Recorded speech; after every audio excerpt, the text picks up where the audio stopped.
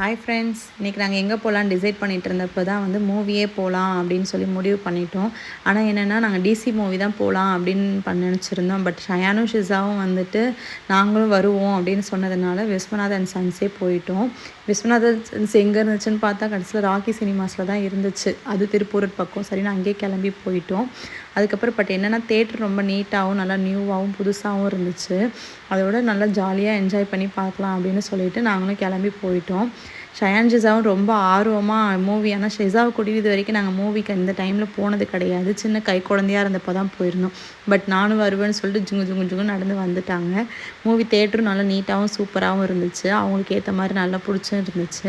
அதுக்கப்புறம் டிக்கெட்லாம் எடுத்துகிட்டு நாங்கள் உள்ளே போயிட்டோம். மூவியும் ஸ்டார்ட் பண்ணிட்டாங்க. பட் என்னென்னா ஷிஸா வந்துட்டு ரொம்ப பயந்த மாதிரி அந்த சவுண்டுக்கு ஃபஸ்ட்டு எடுத்து ஹெவி சவுண்ட்னால பயந்துட்டு கண்ணே திறக்க மாட்டேன்னு சொல்லிட்டு கண்ணை மூடிட்டே உட்காந்துருந்துச்சு. அப்புறம் கொஞ்சமாக கண்ணை திறந்து பார்த்தாங்க. அதுக்கப்புறம் அவங்களுக்கு ஆனால் அது பிடிச்சும் இருந்துச்சு. அதுக்கப்புறம் கொஞ்சம் நேரம் நல்லா பார்த்துட்டு இருந்தாங்க. அப்புறம் ஷயான் செம்ம நீட்டாக சூப்பராக உட்காந்து பார்த்துட்டு இருந்தான். மூவி நடுவில் பாப்கார்னு கேட்டிருந்தான். சரின்னு பாப்கார்னும் வாங்கி கொடுத்துட்டு 2 பேரும் நீட்டாக பார்த்துட்டாங்க. ரொம்ப டயர்டில் ஷயான் கொஞ்சம் நேரம் கழித்து தூங்க ஆரம்பிச்சிட்டாங்க காரில். ஷிஸாவும் தூக்க மயக்கத்தில் இருந்தாங்க. அதுக்கப்புறம் ஹஸ்பண்டோட காலேஜையும் சுற்றி பார்த்துட்டு அப்படியே நேராக வீட்டுக்கு கிளம்பிட்டோம். பாய்.